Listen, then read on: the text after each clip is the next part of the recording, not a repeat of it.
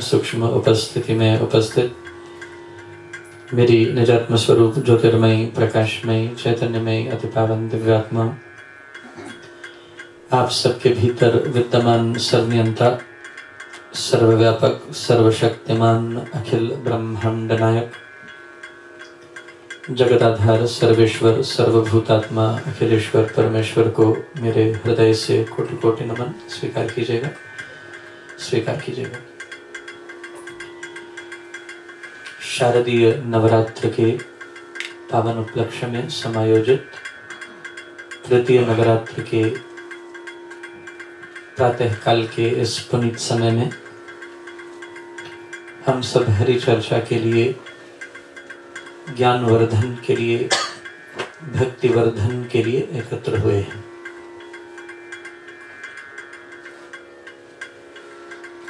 हर मनुष्य अपने विकारों से स्वयं जूझता है। ये विकार ईश्वर ने हमारे में पूर्ववत भर के भेजे हैं। समझने योग्य सिद्धांत ये है, इन विकारों के निर्माता हम नहीं हैं। इन विकारों का निर्माता ईश्वर है। विकारों का निर्माण उसने किया, लेकिन समस्या हमारे लिए डाल दी, मुसीबत हमारे लिए खड़ी कर दी। काम किसने बनाया? ईश्वर ने। क्रोध का निर्माता कौन है? ईश्वर है। लोभ का निर्माता कौन है? ईश्वर है। मोह का निर्माता, अहंकार का निर्माता, प्रशंसा का निर्माता, डाह का निर्माता, मत्सर का निर्माता, मद का निर्माता, घृणा का निर्माता, इन सब का निर्माता परमात्मा है। लेकिन इन विकारों से जूझता कौन है? परमात्मा। जूझते हैं हम। समय पर हमारे में काम जगता है, परिस्थितियां हमारे में क्रोध उत्पन्न करती, जीवन की जरूरतें लोभ उत्पन्न कर देती, अपने कॉम्प्लेक्सेस हमारे में ईगो का निर्माण करते हैं। Our own complexes create ego in us.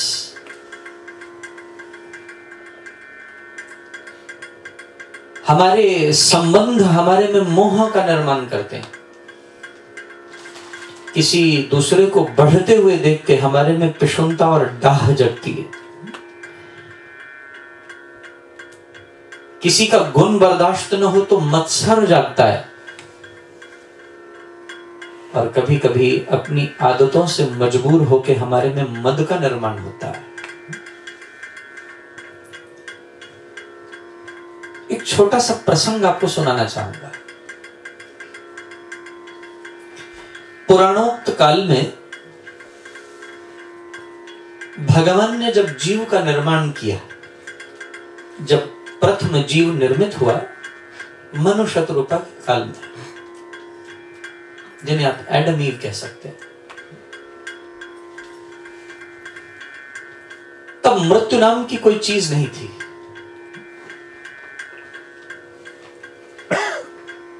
और जब प्राणी को मृत्युलोक में भेजा गया, धरातल पर भेजा गया, तो यहां आकर वो ऐसा टिका कि वापस आने का नाम ही नहीं लेता था। माया से ग्रस्त मानव वह इस लोक का परित्याग करना नहीं चाहता। हमें ये धरातल ही, हमें ये मृत्युलोक ही अल्टीमेट दिखाई देता है। हम इतने अध्यस्त हो गए, we have become so adapted. हमें इस अध्यास में ही इतनी आनंद की प्रतीति और अनुभूति होने लगी है, हमें इससे श्रेष्ठ कोई और सुख दिखाई नहीं देता। आप किसी व्यक्ति को विश्व भ्रमण के लिए भेज दें और वो घूमता हुआ व्यक्ति नई नई लोकांतर को देखे, नए नए प्रदेश देखे, नई नई भूमियां देखे, नए नए प्रकृति के रंग रूप देखे, और जानते हो जब वो वापस लौट रहा होता है तो मैंने बहुत से लोगों को आप में से भी कहते हुए सुना है, ईस्ट और वेस्ट। कितना अध्यास है ये। How badly we are adapted to our own ways of living. हमें उनमें इतनी सुख की अनुभूति होती है कि हमें प्रकृति के इतने विलक्षण रंग रूप, नए नए धरातल, वे भी हमें अपनी ओर आकृष्ट नहीं कर पाते। ये अध्यास बड़ा गहरा है महाराज। और ये अध्यास केवल आपका अपने ग्रह से नहीं है, ये अध्यास आपका अपने शरीर से भी है। वैदिक सनातन संस्कृति में संस्कार करते हैं, क्यों करते हैं? जला देते हैं शरीर को। The soul gets adapted to the body because the soul never dies. It is still there. And what happens is, it wants to reconnect and get into the same body. It goes on and around the body. And in Vedic Sanatan Sanskriti, the funeral says you should burn it, because then the soul is left with no choice. It is already burnt. वो आगे की यात्रा के लिए तैयार होती है। अध्यास की गहराई समझने का प्रयास कीजिए। अध्यास की, अडेप्टेशन की गहराई, डेप्थ यहां तक है, we are adapted to our homes, we are adapted to our bodies. पूर्व काल में जब जीव का निर्माण किया गया, उसे धरातल पर भेजा गया, तो जीव वापस जाने के लिए तैयार नहीं था। समस्या हो गई, लौटता ही नहीं। एक मृत्यु नाम की देवी थी, वो विंध्याचल के ऊपर तपश्चर्या कर रही थी। मृत्यु नाम की देवी का आवाहन किया गया और उसे कहा गया, देवी हम तुम्हें काम सौंपना चाहते हैं। जो जीव धरती पर जाकर माया लिप्त हो जाता है, ग्रस्त हो जाता है, उसे उठाकर वापस लाने का काम तुम करो। मृत्यु ने कहा कोई और काम नहीं मिला था? जिसके प्रिय सदस्य को मैं उठाकर लाऊंगी वो मुझे कोसेगा, मुझे गालियां देगा, मेरे पर आरोप लगाएगा कि मेरे प्रिय को इसने मेरे से छीन लिया। मैं ये काम नहीं कर सकती, कदाचित नहीं कर सकती। मृत्यु ने साफ साफ मना कर दिया। देवताओं ने जाकर ब्रह्मा जी से कहा, नाथ, मृत्यु सरासर अस्वीकार कर रही है, वह जीव को वापस लाने का काम करना नहीं चाहती। ब्रह्मा जी बड़े परेशान थे, जीव मैंने बना दिया, अभी वापस कैसे आएगा? हर चीज का कोई अंत होना चाहिए। अंतवंत इमे देह नित्यस्योक्तः शरीरिणः। कैसे लेकर आए उसे वापस? ब्रह्मा जी भगवान विष्णु के पास गए, महाराज एक मुसीबत आन पड़ी है, मैंने जीव तो बना दिया है, भेज भी दिया है, वो वापस नहीं लौटता। और मृत्यु नाम की देवी ने अस्वीकार कर दिया है। भगवान विष्णु ने मृत्यु को बुलाया। भगवान ने मृत्यु से कहा, देवी तुम चिंता मत करो, तुम्हें कोई नहीं कोसेगा। मैं जीव में दुर्गुण भर के भेजता हूं। दुर्गुण कौन कौन से? दोष कौन कौन से? काम, क्रोध, लोभ, मोह, अहंकार, मद, मत्सर, राग, द्वेष, पिशुनता, ईर्ष्या, डाह, घृणा, सब रोग है, दोष है। मैं जीव में ये दुर्गुण भर के भेजूंगा, उसमें पूर्व निर्मित होंगे ये दुर्गुण। और जब जीव धरातल पर जाएगा, इन दुर्गुणों का प्रयोग करेगा, क्या होगा?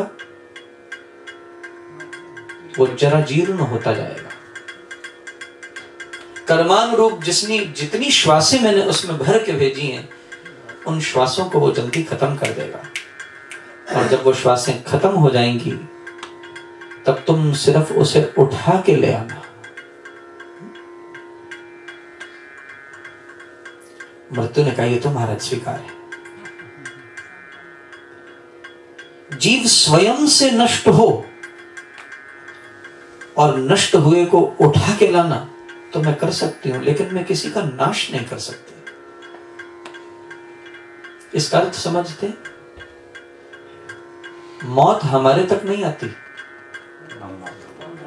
हम मौत तक जाते हैं।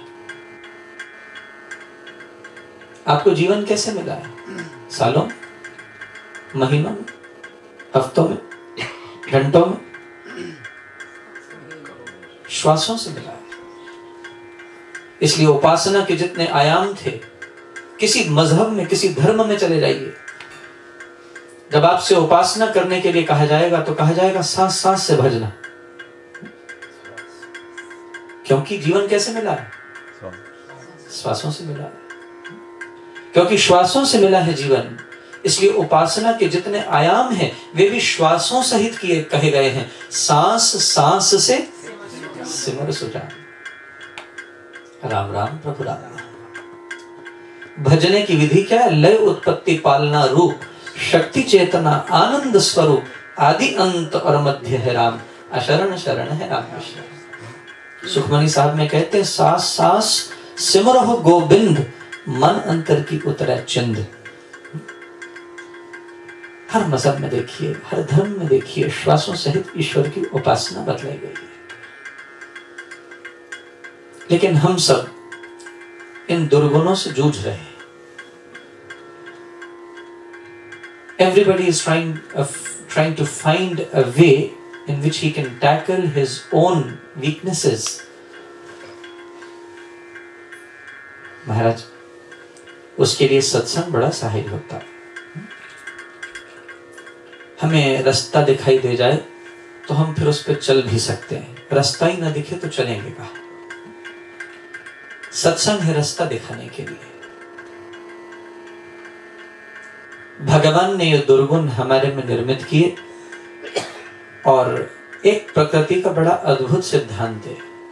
जब व्यक्ति काम क्रिया में होता है तो उसके श्वास बढ़ जाते हैं। The number of breaths you take in a minute they increase. आप क्रोध करते हैं, आपको क्रोध आया हो, तीव्र क्रोध आया हो, अब देखना आपके श्वासों की गति बढ़ जाएगी। You will be spending more breaths in a minute than you normally do. आप जब लोभ करते हैं, भागा दौड़ी करते हैं, आपके जीवन में शांति समाप्त हो जाती है, तो क्या करते हैं? आपके श्वासों की गति बढ़ जाती है। जब आप मोह करते हैं, तथा कथित मोह की प्रसन्नता आप में आती है, आपके श्वासों की गति बढ़ जाती है। जब आप अहंकार करते हैं, आपकी गति बढ़ जाती है। और फिर होता क्या है? जितने श्वास हमने ईश्वर ने हमें दिए हैं, समझो ईश्वर ने हमें जस्ट फॉर एन एग्जाम्पल 10,000 श्वास दिए कि तुम्हें 10,000 श्वास लेने हैं। और यदि आपका श्वासों पर नियंत्रण हो, आप काम न करें, क्रोध न करें, लोभ न करें, मोह न करें, अहंकार न करें, इन सब दुर्गुणों का परित्याग कर दें, तो आप देखेंगे आपकी श्वासों की गति नियंत्रित रहती है, आपकी आयु बढ़ जाएगी। और यदि आप इन श्वासों को इन सब विकारों में व्यय करते हैं, खर्च करते हैं, तो क्या होता है? आपकी श्वासों की गति बढ़ जाती है और हम मौत के स्वयं करीब हो जाते हैं। मौत को बहाना दे देते हैं हमें उठाने का। साधु संतों की आयु लंबी हुआ करती थी। क्यों होती थी? क्योंकि न उनमें काम था, न क्रोध था, न लोभ था, न मोह था, न अहंकार था। यदि ये स्थिति बन जाए तो महाराज हमारी आयु बड़ी हो सकती है, लंबी हो सकती है, हम दीर्घायु हो सकते हैं, लेकिन इन विकारों से हमारी आयु विनष्ट होती है। और हर प्राणी इन विकारों से जूझ रहा है। एक छोटा सा उदाहरण मैं आपको देना चाहूंगा। सबसे खतरनाक विकार कौन सा है? लोभ। विकार तो सारे। सबसे खतरनाक विकार है अहंकार। कितनी देर तक व्यक्ति कामी रह सकता है? तनिक विचार करिए, कितनी आयु तक? 50 साल में काम छूट जाएगा। क्रोधी कितनी देर तक रहेगा? जैसे आयु बढ़ने लगती है, क्रोध भी शांत होने लगता है। जैसे आयु बढ़ने लगती है लोभ भी शांत होने लगता है, गवर्नमेंट रिटायर कर देती है, घर बैठो। जरा जीर्ण इंद्रियां आपको काम में व्यस्त होने नहीं देती। मोह बड़ा खतरनाक है महाराज। मैंने 80-80 साल के 90-90 साल के लोगों को मोह में फंसे हुए देखा है। और भगवान ने कहा यदा ते मोह कलिलम बुद्धिर रति रतिस्यति, ये ऐसा दलदल है, इसमें से इंसान निकल नहीं सकता। मोह खतरनाक है, लेकिन अहंकार बोले इससे भी ज्यादा खतरनाक है। ये जीवन की आखिरी श्वास तक आपको नहीं छोड़ता। सबसे खतरनाक दुर्गुण जो है वो अहंकार है, ईगो।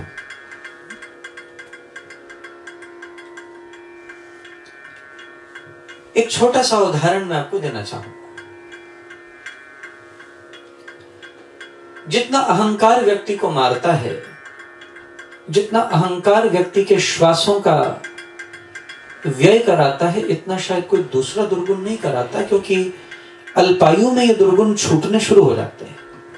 छोटी आयु से दुर्गुण विकार स्वयं शांत होने की प्रक्रिया में आ जाते हैं।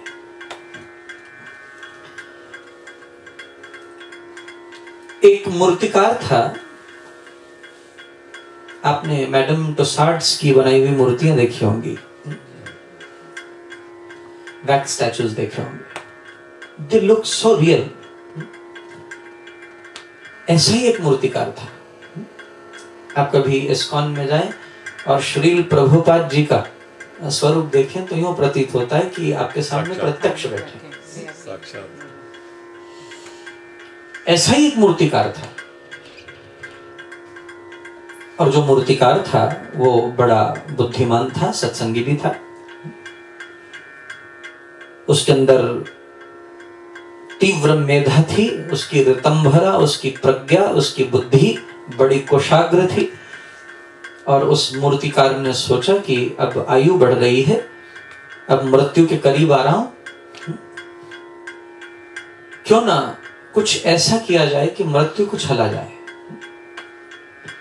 बड़ी तरह की दुनिया बैठी है महाराज, बड़े बड़े कौतुक रचती है दुनिया। दुनिया की लीलाएं भगवान की लीलाओं से कम नहीं।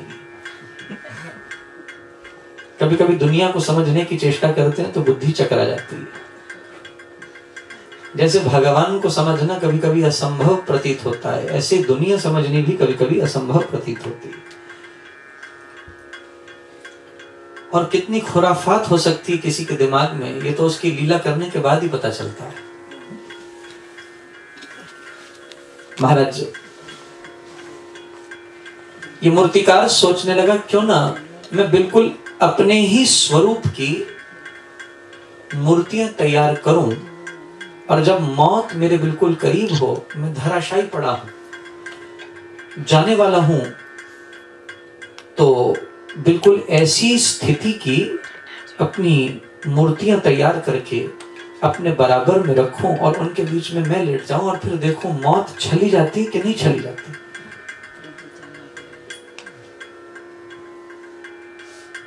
मूर्तिकार ने जैसे कोई मौत के बिस्तर पे लेटा हो, ऐसी बिल्कुल अपनी हमशक्ल मूर्तियां तैयार की। 5-6 मूर्तियां उसने बड़े पुरुषार्थ से तैयार की। जब मैं वृद्ध हो जाऊंगा, लेटा हुआ होऊंगा, मौत आने वाली होगी, उस परिस्थिति के अपने 6 स्वरूप उसने तैयार कर लिए, और 7वां वो खुद था। पता था कब जाऊंगा, महसूस होने लग जाता है महाराज। अंतकाल जब आता है, उपनिषद कहते हैं प्राण प्रयाण समय कफवात पित्तये कंठावरोधन विधौ स्मरणम कुतस्ते। प्राणों के प्रयाण का समय आता है, जीव को अनुभूति होने लग जाती है कि अब जाना है। और उपनिषद कहता है अगर एक बिच्छू दंश करे, एक बिच्छू काट ले तो कितनी पीड़ा होती है। कठोपनिषद की श्रुति कहती है यदि सोचिए कि 1 करोड़ बिच्छू आपको एक समय काटे तो कैसी पीड़ा होगी। कठोपनिषद की श्रुति कहती है जैसे एक बिच्छू के काटने वाली पीड़ा असहनीय होती है, ऐसे ही 1 करोड़ बिच्छू एक समय काट लें ऐसी भयावह पीड़ा जब यमपाश में यमराज आत्मा को बांध कर ले जाते हैं, ऐसी पीड़ा और ऐसा कष्ट उस समय अनुभूत होता है। और यदि कोई अपनी मन वृत्ति को ईश्वर में जोड़ ले, परमात्मा के नाम में जोड़ लेता है, तो वृत्ति का जुड़ाव परमात्मा में होने के कारण मृत्यु की कष्टदायी अनुभूति से जीव बच जाता है और उसकी सद्गति भी होती है। अब महाराज ये जो मूर्तिकार था, इसको समझ आई कि मौत का समय करीब है, इसने अपने आप को मूर्तियों के बीच में लेटा लिया। अपने श्वासों की गति को, योगाभ्यासी था, थोड़ी देर के लिए थाम लिया और प्राणों को रोक के बीच में लेट गया। मृत्यु आई, मृत्यु ने मूर्तियां देखी, उनमें कलाकार भी लेटा हुआ है, कलाकारी दिखा रहा है। मृत्यु ने देखा और देखकर अनुमान न लगा पाए इनमें कलाकार कौन है और मूर्तियां कौन सी। चली गई मृत्यु, खाली हाथ लौटी। भगवान के धाम में जाकर भगवान को कहती है, प्रभु पहली बार जीवन में किसी ने मेरे को छला। I've been cheated for the first time in my life. भगवान कहते हैं कोई बात नहीं, इतने बुद्धिमान अभी लोग नहीं है। मैंने जीव को बुद्धि तो दी है, लेकिन अपने आप को उससे 2 सेर ऊपर रखा। मैं हमेशा कहता हूं, यहूदियों में एक बड़ी कथा प्रचलित है। जब भगवान ने जीव को भेजा धरती पर, तो उसके कान में भगवान ने 2 बातें कही थी। पहली बात कही थी, मैंने तेरे से बुद्धिमान कोई पैदा नहीं किया। तब से हम इसी गलत फहमी में जीते हैं। किसी भी बंदे के सामने आप कोई बात कर दें तो वो सुझाव के साथ तैयार होता है, क्योंकि उसको लगता है कि मेरा सुझाव, मेरी बुद्धि इससे तेज किसी की नहीं।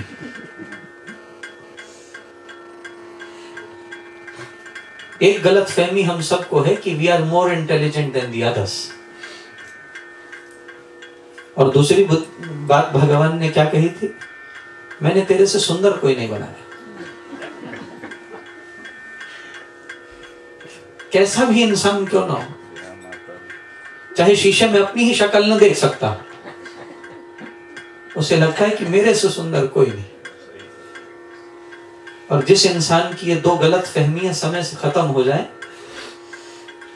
मैंने गलत फहमियां बोलता हूं,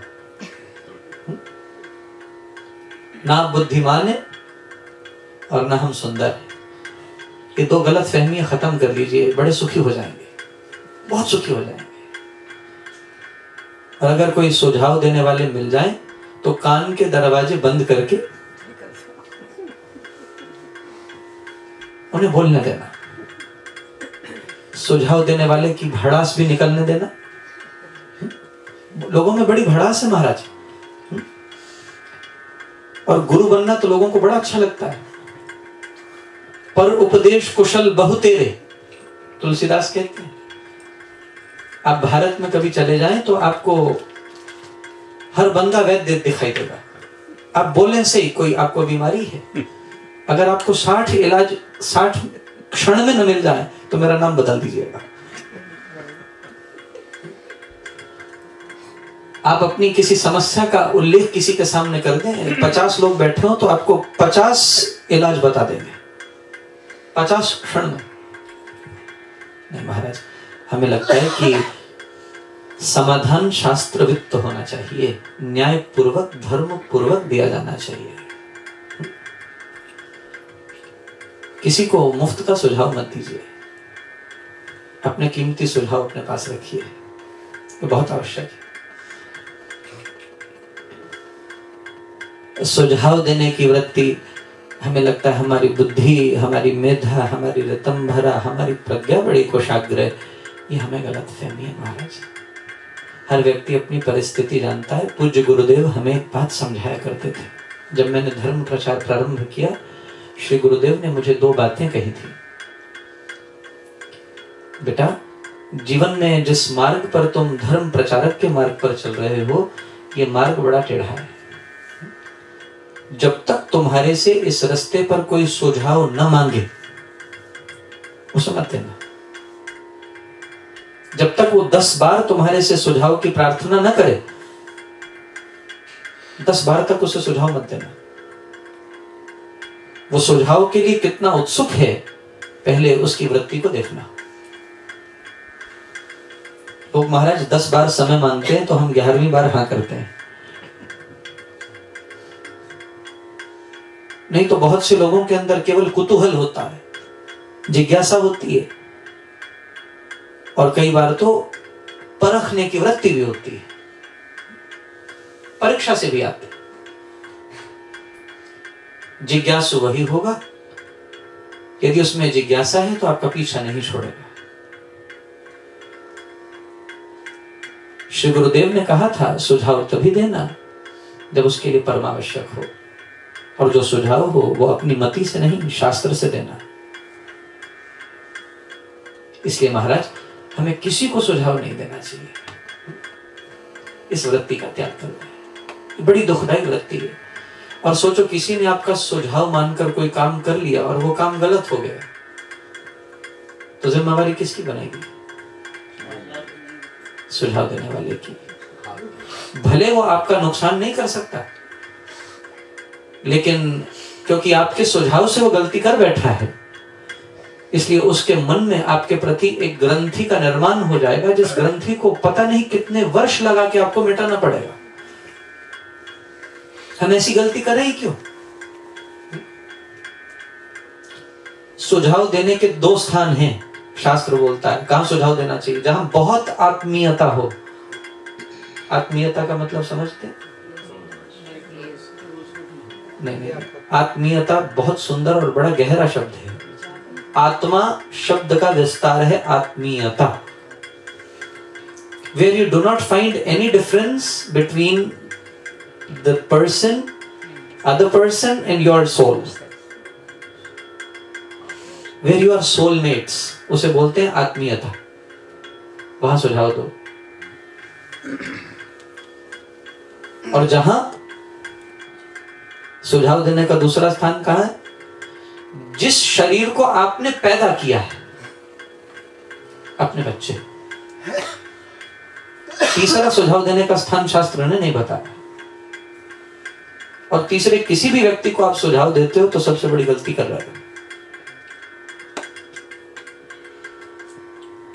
महाराज भगवान ने पहली बात कही, मैंने तेरे से बुद्धिमान नहीं बनाया। दूसरी बात कही, तेरे से सुंदर नहीं बनाया। और सुंदरता कैसी होनी चाहिए, यह भी बड़ा एक विचारणीय प्रश्न है। शरीर किसी का भी सुंदर हो सकता है, लेकिन वृत्ति सुंदर हो तो शरीर से असुंदर व्यक्ति भी सुंदर लगने लगता है। किम भूषणात् भूषण मस्तिशीलम तीर्थम परम किम स्वमनौ विशुद्धम। शरीर किसी को सुंदर नहीं बनाता। जो बचपन में, जवानी में बड़े सुंदर दिखते हैं, वही बूढ़े होकर असुंदर लगने लगते हैं। सुंदरता एक स्थायी तत्व नहीं है। शरीर का सौंदर्य स्थायी नहीं है। झुर्रियां पड़ जाएंगी महाराज, कुरूप लगने लगेंगे लोग, शरीर विकृत हो जाएगा, जरा जीर्ण हो जाएगा। क्या है सुंदरता? सुंदरता होती है गुणों की। जो गुणों से सुंदर है वो सदा सुंदर लगता है। सुंदर बनना है तो गुणों से बनिए। अब मूर्तिकार जो था वो बीच में लेट गया। बड़ी बुद्धि लगाई मूर्तिकार ने, लेकिन भगवान की बुद्धि से तेज बुद्धि नहीं। भगवान ने मौत को एक युक्ति बताई। बोले जाना और जाकर वहां पर एक बात कहना। मौत गई। मूर्तिकार मूर्तियों में लेटा हुआ था।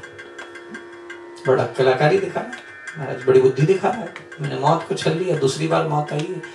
मौत आकर कहने लगी, कलाकार ने काम तो बहुत बढ़िया किया, लेकिन एक कमी छोड़ दी। झट से मूर्तिकार बोला, वो क्या? बोली यही है। यही कमी है। पकड़ा गया? मैं कोई कमी नहीं छोड़ सकता, मेरे काम में कोई कमी कैसे आ सकती है? अहंकार। ये सबसे बड़ी कमी है महाराज। मैं गलती नहीं कर सकता, ये सबसे बड़ी गलती है। जानते हो, कई बार कोई व्यक्ति आपके साथ व्यवहारिक पक्ष में व्यवहार करता हुआ कोई गलती कर देता है और वो इतनी हिम्मत करता है, आके कहता है मुझे बताओ मेरी गलती क्या है। ये सबसे बड़ी गलती है महाराज। एक बात याद रखिएगा, हमारे यहां व्यवहारिक पक्ष में एक बात स्वीकार करते हैं, जहां पर प्राणी गलती करता है, जहां उससे त्रुटि हो जाती है, where he commits a mistake, you should not be asking for what is wrong. You should just be implementing it silently. ये हमारी आध्यात्मिक स्थिति की मर्यादा है। कोई व्यक्ति ऐसा है जो गलती करने के बाद अपने चित्त से अपनी गलती को मिटा पाए, उसकी कॉन्शियसनेस उसे प्रिक न करे। और याद रखिए, किसी व्यक्ति को उसकी गलती स्मरण करानी पड़े,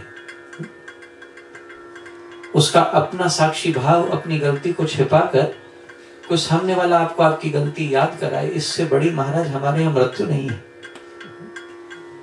हर व्यक्ति अपने चित्त में जानता है मैं कितना सही हूं, कितना गलत हूं।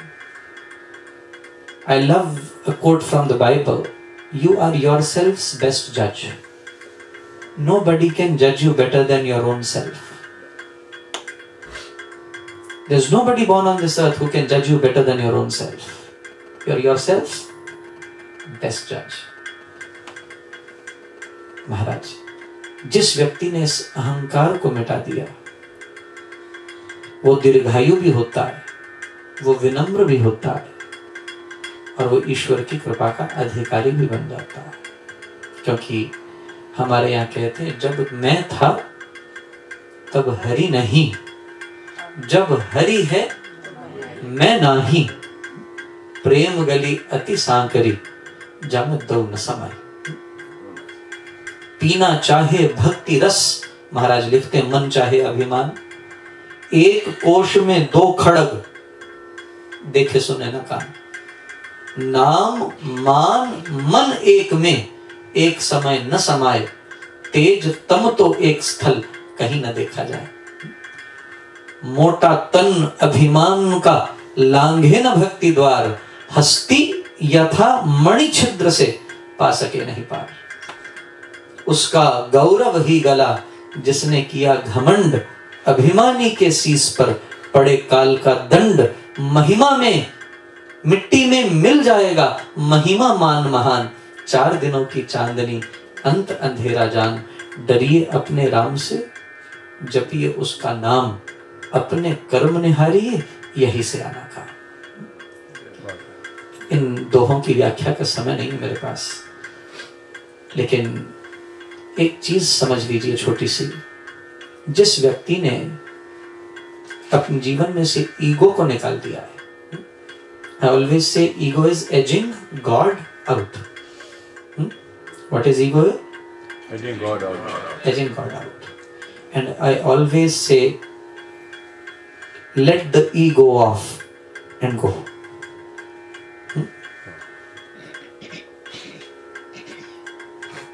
And in Christianity, what is worship? The cross. What do you mean by the cross?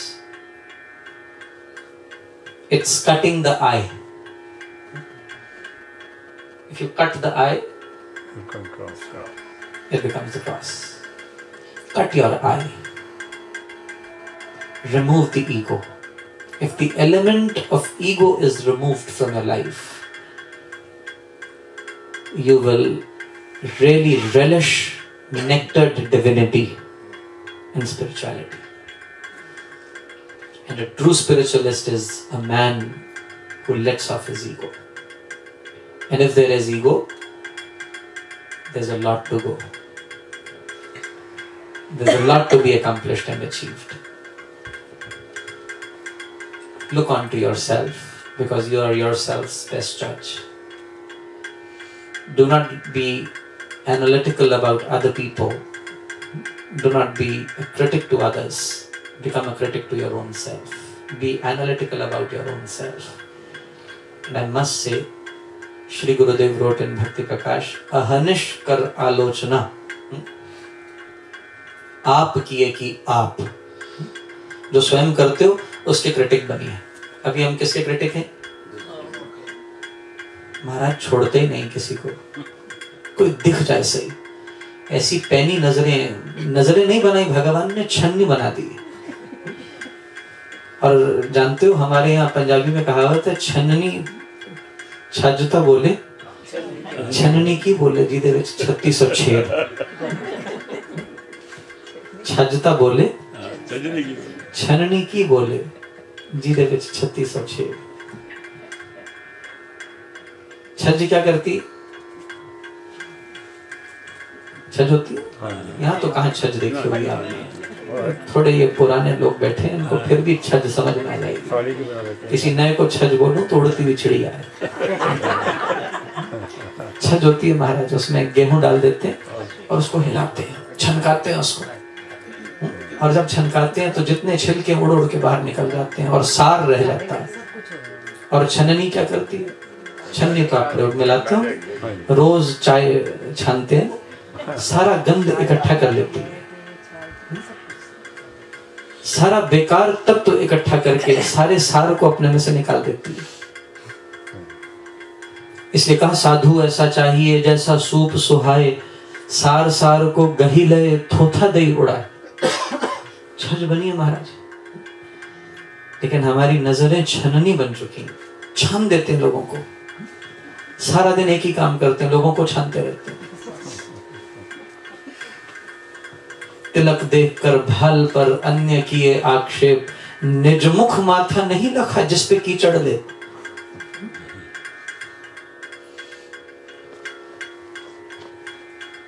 दूसरों के दुर्गुण हमें बड़े जल्दी दिखाई दे जाते हैं, और जब हमारे पे बारी आती है तो हम बिल्कुल व्हाइट कॉलर हो जाते हैं। मैंने क्या किया?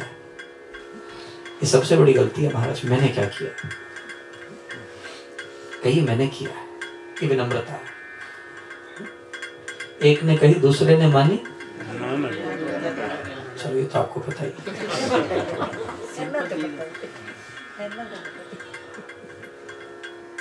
कुछ पता होना बहुत अच्छा होता है,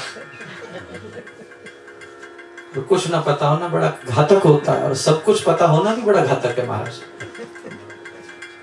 इसलिए एक बात याद रखिएगा, छननी मत बनिए, अपनी नजरों से दूसरों को छनिए मत। अहनिश कर आलोचना, आप किए कि आप, नुक्ता चीनी अन्य की माने भारा पाप। कोई क्या कर रहा है वो अपने कर्म का जिम्मेवार खुद है। कबीरा तेरी झोंपड़ी गल कटियन के पास। कबीर साहब जहाँ रहते थे वहां गला काटने वाले लोग रहते थे, कसाई रहते थे। कबीर साहब परेशान क्यों देखकर कबीर साहब को सब कहते थे कहाँ जाके बस गए हो, गला काटने वालों के पास। कबीर साहब ने तब दोहा उच्चारण किया, कबीरा तेरी झोंपड़ी गल कटियन के पास, जो करेंगे वो भरेंगे। तू क्यों गया उदास? कबीरा खड़ा बाजार में सबकी मांगे खैर, ना काहू से दोस्ती ना काहू से बैर। दो चार बातें समझ आ जाए तो जीवन सुधरने के लिए बहुत है। हम तो महाराज चाहते हैं हम सारे ग्रंथ पढ़ के जगत गुरु बन जाए। जगत गुरु बनने की कोई जरूरत नहीं। जीवन जीने के लिए दो सिद्धांत बहुत है। एक, जीवन में से अहंकार निकाल दीजिए। Always try to see where is my fault, do not try to see where is so good if you can implement. You know it. It's just a matter of implementing, and I'm just wanting to give it a push. मैं हमेशा कहता हूँ हमारे यहाँ भारत में चूल्हा होता है, पुराने चूल्हे होते थे उसमें उपले डालते थे, अंगीठियाँ होती थी, हारा बोलते थे पंजाब में। हारों में उपले पड़े होते थे, उनमें सारा दिन आग सुलगती रहती थी। लेकिन जब कुछ पकने के लिए उस पर रखते थे ना, तो एक फूकना होता था, बड़ा उपयोगी होता था। महाराज क्या करते थे, उसमें से फिर फूक मारा करते थे, और जब फूक मारते थे तो आग प्रचंड हो जाती थी, और फिर उसमें नए उपले डाल के उसके ऊपर पदार्थ पकाया जाता था। तो मैं हमेशा कहता हूँ, ये सत्संग जो है अंगीठी है, और आप सब क्या है, उपले। और जो अध्यात्म है वो ऊपर पड़ा हुआ मटके में पदार्थ है। और मेरा काम क्या है, उसको फूक मार के आग को थोड़ा सा तेज कर देना, ताकि जो कच्चा तत्व है जो अभी पका नहीं है वो पक जाए। तो महाराज मैं फूक मारने का काम करता रहता हूँ, आप ठंडी कराते हो, हम फिर से फूक मार के आग को तीव्र कर देते हैं। इतना ही काम करते हैं। अगर आप समझ लें छोटी सी बात, तो जीवन में धन्यता आ जाएगी, जीवन सुलभ हो जाएगा। परमेश्वर कृपा करें। आज तृतीय नवरात्र है। मेरी परमादरणीय श्रीमती रानी शर्मा जी एवं मेरे परमादरणीय श्री हृदयनाथ शर्मा जी, जिनके निवास स्थल पर हम अपने ज्ञानवर्धन भक्ति वर्धन के लिए एकत्र हुए, जिनके माध्यम से हमें ये संयोग सुलभ हुआ, उनको धन्यवाद प्रेषित करता हुआ आप सबको भी अपने प्रणाम प्रेषित करता हूँ। आप सबके श्री चरणों में कोटि कोटि नमन अर्पित करता हूँ कि आप बड़े धैर्य और शांति पूर्वक बैठकर मुझे श्रवण करते हैं। बड़े साधुवाद से 2 मिनट के लिए भगवती का नाम गुणानुवाद करेंगे, केवल 2 मिनट, और फिर सर्वशक्तिमते और वंदे मातरम से आज के सत्र को विश्राम देंगे। आप सबसे अनुरोध है, बड़े प्रेम और भाव सहित सब मिलकर 2 मिनट के लिए जगदम्बिका का ध्यान करें। नवरात्र है, 2 मिनट के लिए। जगन्मात जगदम्बे तेरे जयकारे, जगन्मात जगदम्बे तेरे जयकारे, जयकारे माँ जयकारे, जयकारे तेरे जयकारे, जयकारे माँ जयकारे, जयकारे तेरे जयकारे। जगन्मात जगदम्बे तेरे जयकारे, जगन्मात जगदम्बे तेरे, जगन्मात जगदम्बे तेरे जयकारे, जगन्मात जगदम्बे तेरे जयकारे, जगन्मात जगदम्बे तेरे जयकारे, जगन्मात जगदम्बे तेरे जयकारे, जगन्मात जगदम्बे तेरे जयकारे, जगन्मात जगदम्बे तेरे जयकारे, जगन्मात जगदम्बे तेरे जयकारे, जगन्मात जगदम्बे तेरे जयकारे, जगन्मात जगदम्बे तेरे जयकारे, जगन्मात जगदम्बे तेरे जयकारे, जगन्मात जगदम्बे तेरे जयकारे, जगन्मात जगदम्बे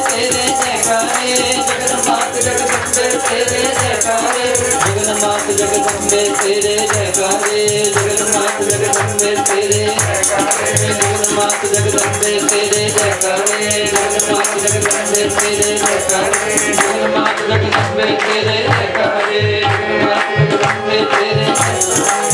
जगन्मात जगदम्बे तेरे जयकारे, जगन्मात जगदम्बे तेरे, जगन्मात जगदम्बे तेरे जयकारे, जगन्मात जगदम्बे तेरे जयकारे, जगन्मात जगदम्बे तेरे जयकारे, जगन्मात जगदम्बे तेरे, जगन्मात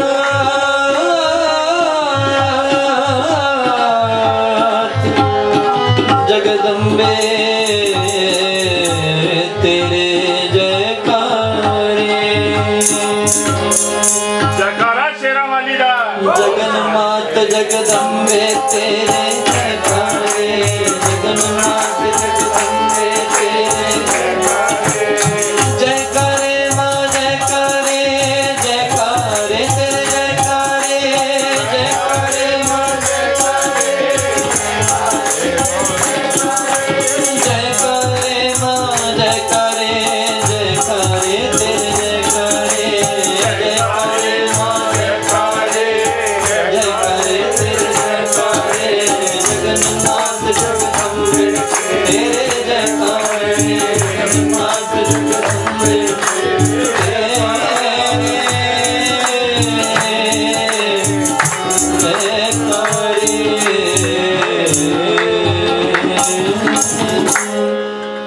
सर्वशक्तिमते परमात्मने श्री रामाय नमः। सर्वशक्तिमते परमात्मने श्री रामाय नमः। सर्वशक्तिमते परमात्मने श्री रामाय नमः। सर्वशक्तिमते परमात्मने श्री रामाय नमः। सर्वशक्तिमते परमात्मने श्री रामाय नमः। सर्वशक्तिमते परमात्मने श्री रामाय नमः। सर्वशक्तिमते परमात्मने श्री रामाय नमः। वन्दे मातरम् वन्दे मातरम्। सुजलां सुफलां मलयजशीतलां शतश्यामलां मातरं वन्दे मातरं वन्दे मातरं। शुभ्रज्योत्स्नां पुलकितयामिनीं पुल्लकुसुमितद्रुमदलशोभिनी सुहासिनी सुमधुरभाषिणी सुभगां वरदां मातरं वन्दे मातरं वन्दे मातरं वन्दे मातरं। बड़े भाव और प्रेम से मेरे प्रणाम स्वस्थान पर स्वीकार करने के लिए अनुकंपा कीजिएगा। आप सभी के श्री चरणों में